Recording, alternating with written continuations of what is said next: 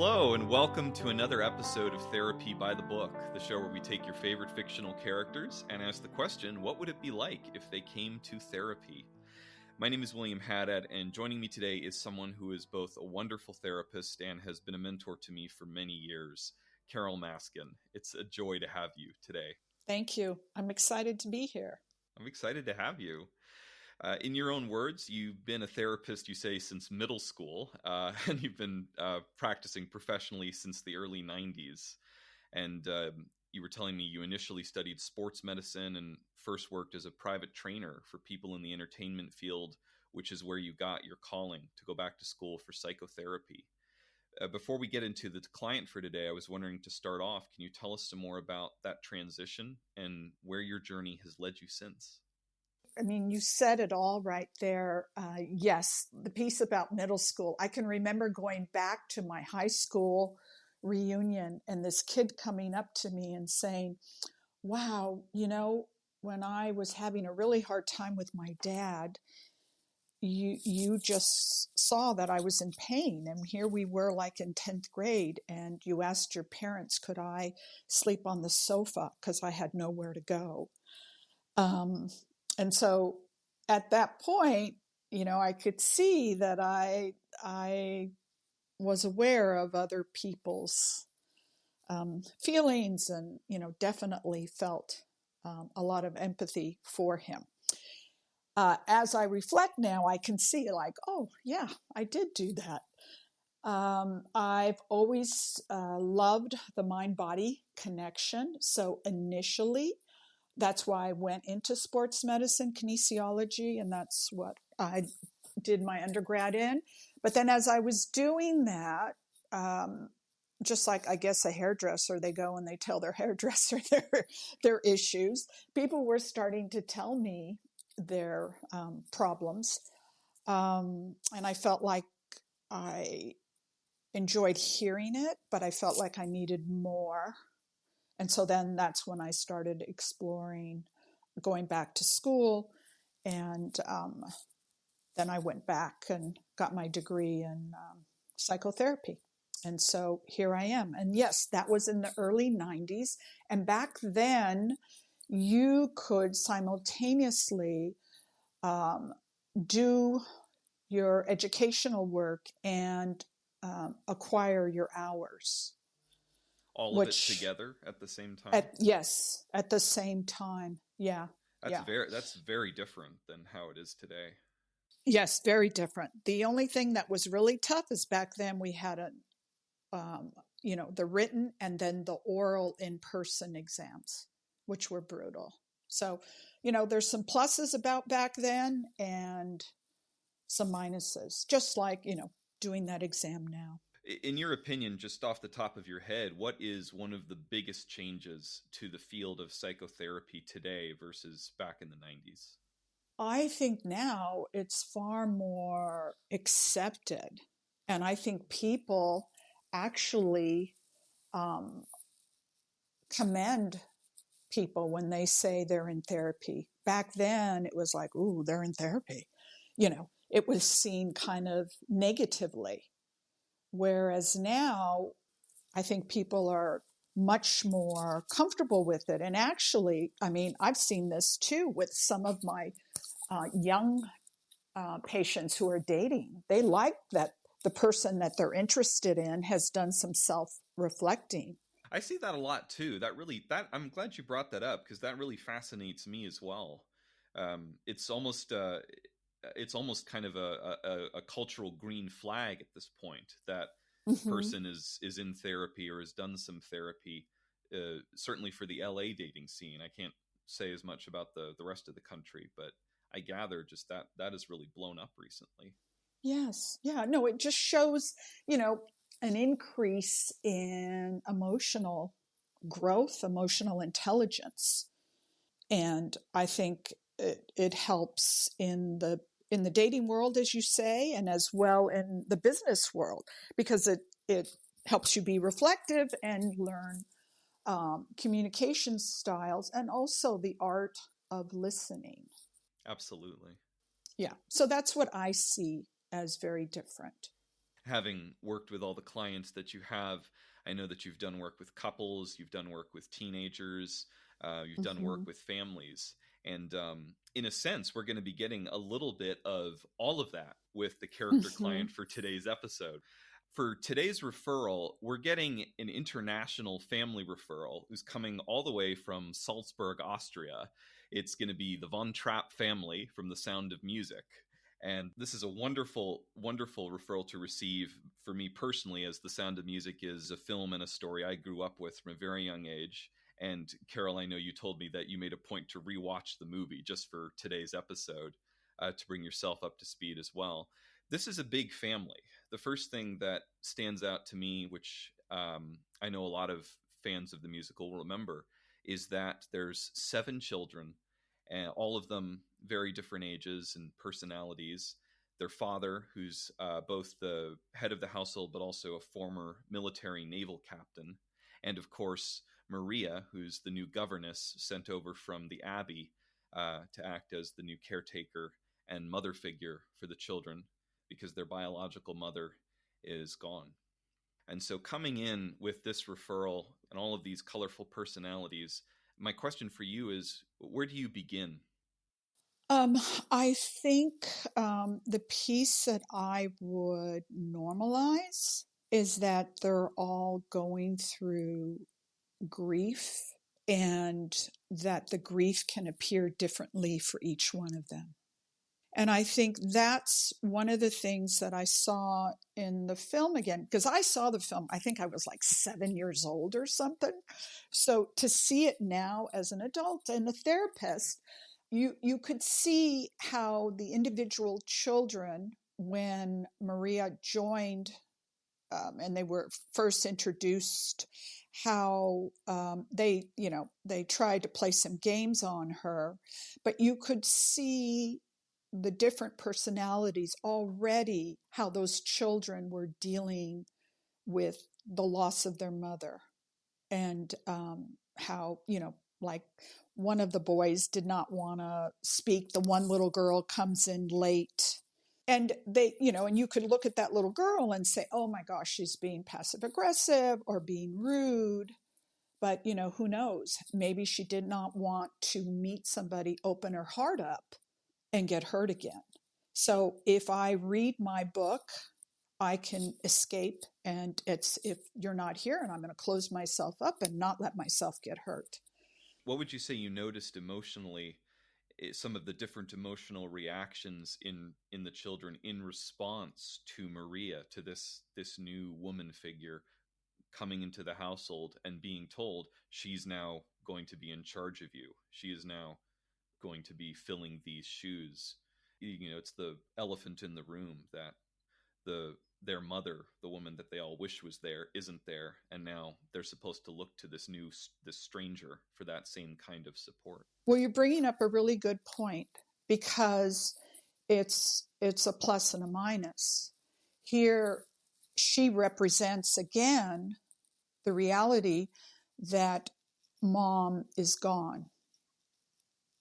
And so maybe when there isn't a duchess there, in their mind's eye, mom's coming home. Because for a child, and the different stages of those children, what grief looks like. For some children, it's magical, and it's like, okay, I just have to wish her and she'll be back. So they all showed resistance at first because of the fear of not wanting, one, to remember mama being gone, and two, not to get hurt again. That really speaks to me. I think what you said earlier about the fear, being so prominent, but all of them trying different ways to avoid it. And I believe it's Brigitte who's the one that comes in reading the book. It's either her or Louisa, I forget. But Mm-hmm. that's one way of avoiding that. It's almost the head in the sand principle. If I don't look at it, if I can't see it, it can't see me. But others may lash out more. Like Liesel, the eldest, straight up says, to Maria, I think her first words are, "I'm 16 years old and I don't need a governess." It's just directly setting those boundaries and demonstrating that resistance she's feeling to connection. Right. And and it's how they're each individually coping.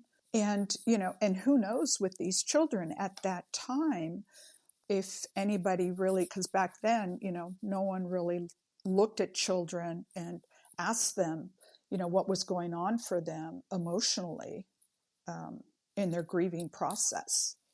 And so, and even amongst themselves. Yeah, no, it's very interesting. And I'm going to add a piece here, which I know is like really stretching it. Maria, I would see her, and that's why I think she rose to the occasion, because back then too, women weren't diagnosed. I think she had ADHD. Really? Yes, the fact, if you hear the major sister, oh, she's climbing the trees, oh, she's got her head in the sky, oh, she makes me laugh, oh. And so many people who have ADHD, they rise to the occasion in trauma. Looking at her now and back then, I don't think it was until really the 90s or the late 80s that women were seen as having ADHD.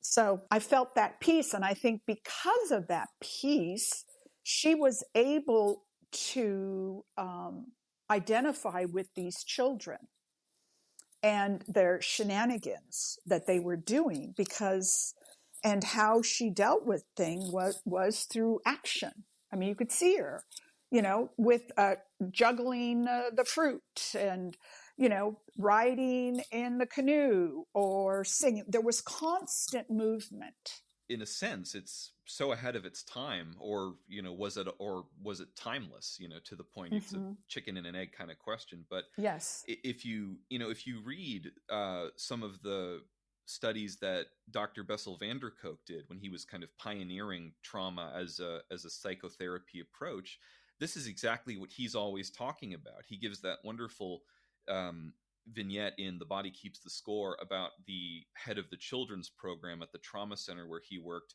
would take a beach ball into the waiting room and just roll it and bounce it around to all the kids who were waiting to be seen, and he would get a nonverbal dialogue based on play and physical movement going with them just right there, and they would actually start to smile and become more present in that moment. And Maria, I think, without even doing it, I think you're right. Maybe it is her ADHD or her whatever, is that component of her personality driving it. But regardless, she is following that very same method of approach with working to connect with the children by taking them out into the world and showing them how to be present, playing with them, going on bike rides, and especially the singing is all just everything that the body needs to reorient, if we're going to go scientific for a moment, to readjust and recalibrate its internal nervous system, its the emotional center versus the prefrontal cortex, helping all of those to adjust and calm down and make sense from a child's perspective of the trauma that they've experienced from such a terrible loss. Absolutely. Absolutely. Yeah. It helping them heal, giving them outlets. I'd never considered before how ADHD could actually be a motivator for someone to be able to connect and inspire that kind of healing in trauma survivors before. That's very fascinating. Well, just like with anything, there's the pros and the cons of, having ADD or ADHD. You see a lot of talented people who have ADHD because they're able to so tune out, and, everything else in life can be boring, but whatever they're excited about, they just run with. So instead of seeing it all negative. And it helps Maria really in a way to connect with the children on their own level, being someone who has all of this vibrant energy and is easily intrigued or excited and enjoys many of the hands-on activities that appeal to children and are more of an engagement tool for them, makes her such a wonderful such a wonderful resource, and really in time a new emotional support for them. Absolutely. And I think on a level, she could relate to their pain. They sing that one song. I can't remember it exactly, but it talks about the childhood and being hard, and that this is what I dreamt of when she's in the that gazebo with him. And so listening to that song, because a lot of times kids with ADD, ADHD, they have had trauma or stress in their childhood. And so I thought that's where I started to, look at it from that perspective. Piggybacking off of that, if this is what the family brings to us in the therapy room, if we're the clinicians who are hearing this and starting to learn their story, what is an approach that we might take? I think the piece, especially if they're still children, to give them, a form of art therapy or even musical therapy, or having each family member even draw how they see their family. What does it look like to them now? I mean, there's so many different therapeutic approaches to go into with identifying the grief. What are some of the ones that you've used in the past with your own children clients? Sometimes I ask them if they could have 3 wishes. What would those wishes be? I've worked with children who've lost a parent, and definitely I had a kid one time who was mute. He went mute after his mama died. And, I asked him for 3 wishes, and his mama was his wish for all 3 wishes. Yeah. So it depends on the child. Just like with these children, they're all so different. The little girl that likes to read. There's a wonderful book called Sad Monster, Glad Monster, and you hold a page up and it'll say, this makes glad monster, or this makes sad monster sad. And it describes a few things. And then you ask the child, what makes you sad? Sand tray's another one. I mean, there's so many. I could definitely see some of the children, some of the Von Trapp children, finding connection with the sand trays. Many of them, you see in the film are inclined, I think, towards physical activity.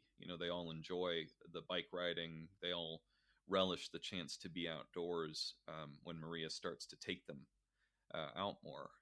So I think that having that sense of emotional exploration through the material world is something that a lot of them would resonate with. And I think having 2 things there, that you made me think of: the fact that they can use play or art, then again validates for them, because they also lost play as another part of their grief.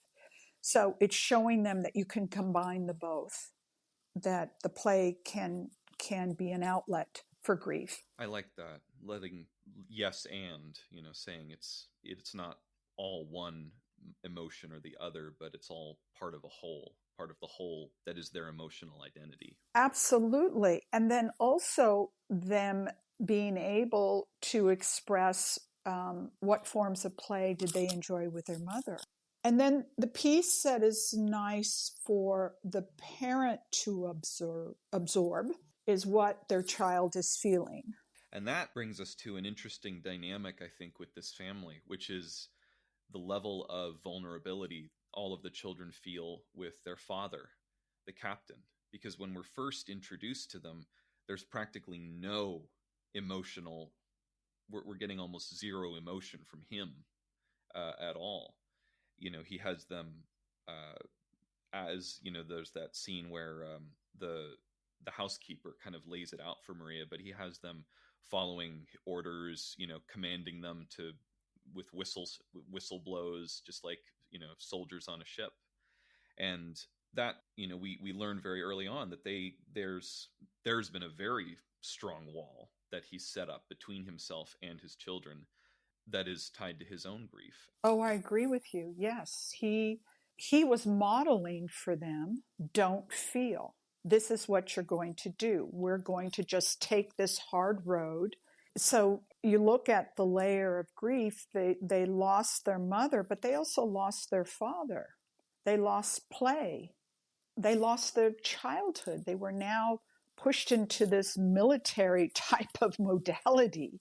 So their level of grief is just, it's huge. You were talking earlier about that little boy who went mute when his mother died. And although she's Mm-hmm. not mute, I think it is poignant that the youngest of the children, Gretel, doesn't even speak when she's introduced. She doesn't even give her name, and it's kind of played in the film initially. You could see it as a bit of a laugh, but really, I Right. think there's another side to it that when you look at it through this lens, we can see the captain ultimately is the one who has to introduce her to Maria. Right. Because, maybe there's vulnerability in saying, this is who I am. I don't want you to see me. So if I don't speak, you don't see me. And then, you think about the trauma of them when the soldiers are looking for them and the nuns have, helped them, and them, being behind those tombstones, and what that may have felt like for these children. Just so frightening. Yeah, that opens up a whole new area of fear that is hard to comprehend even as an adult. And for the children, it's almost like being transported to an alien world, I think, on some level, because once again, all the norms that they've come to associate with their world are being flipped and just or Mm-hmm. shattered, outright. There's that line that I think it's Marta or Brigitte asks Maria right before they're hiding up in the cemetery if it would help to sing their problems away, because that's what they did the first Yes. time to help Right. their fears of the lightning, fears of their trauma, of the grief. And this time Maria says, "No, dear, no, we must be very quiet. It would not help this time." And you even think with the young man that the oldest one was, attracted to and love with, and how he then betrays her. Another level of grief. I mean, how heartbreaking, And so the part too that these children, it's about, and this is too, for the captain, trust. I can't trust that my countrymen are going to fight for Austria. No, they're going to join, the Germans. And then her, when a mother dies, that child loses trust. And then this with the boyfriend or the boy that she was in love with. Trust and grief over loss of a loved one is it occurs in the film at both the micro and the macro levels. As the story progresses, we sort of pull back further and further to see more and more each time. It sort of begins at the nucleus of the family with the mother, who is the loss, and it's about the first half of the movie really is about just the family rebuilding trust with each other. Mm-hmm. And then in a sense, it's only thanks to that new trust, that new bond that is renewed, that they're then able to face and still act in response to the macro trust that is then breached by the occupying forces from Germany, and as you were saying, the betrayal of the country for the captain, the betrayal that he's going to be, if he stays in Austria, he's going to be forced back into the Navy and forced to fight for a cause and a people that he feels no desire to support. Yeah, no allegiance with. Absolutely. And it's interesting when you say the trust, as they escape, the children have to surrender and trust both the captain and Maria. And even as they climb the mountain, when you see them, that they're coming over into Switzerland, how they had to trust each other and depend on each other. So they really had to come together. Where in the beginning of the film, there's all this separateness, but then having these big obstacles and how they came together as a family, is actually very beautiful. I always felt it was unique in the sense that it was both, I felt both empowered and humbled every time I would finish it at the end of the film. That was sort of, it was a very mixed ending for me as a kid. It was not the triumph or the happily ever after that I'd come to associate with a lot of other movies. Although that wasn't to say there wasn't joy or there wasn't empowerment that I felt for the family at the same time, but it was more nuanced than that. There was, you got the sense that that's the end of this story, but the characters still have a lot more to travel. Their own stories are still going to go on for a while yet after this, and what they have endured, what they have become thus far, was not the end so much as it was kind of the beginning. Right, another chapter and what lies ahead for them. Exactly. And it's interesting because one of the kids said something about our home or something, and she says, well, I hope we can come back someday. I'm sure, as they're trying to rebuild some kind of life, knowing that this occupation of forces is coming in, and then all that transpired during World War II, and it lasted for years. Even if they do come home, odds are it would not be the home that they left behind if it is even still there. 100%. Yes. It could have been occupied. It could have been, bombed. It could, God knows. As a therapist, say that this were to come up in one of our sessions with the family, say we're seeing them on the, just after they've learned that they're going to have to make a break for Switzerland, and one of the children is expressing that they really hope they can come back someday. As a therapist, what might we say, or what approach might we take with them? I think just letting them know that we hope, we want that. Wouldn't lie to them and say, oh, we will be, but yeah, I get that you feel that way, and I would like that too. But in the meantime, we have to create a new home, and letting them know that the home is where the family is together. Right. To some extent, there's something to be said for that they take a lot of their home with them. Not just the fact that they're traveling together, that's part of it, but I think too, it's embodied in their music and their songs that they sing. For instance, the performance that they give for the festival, sort of under cover of escaping, but a lot of those songs, the song about Edelweiss and the songs of singing farewell, that in a way I think is part of that.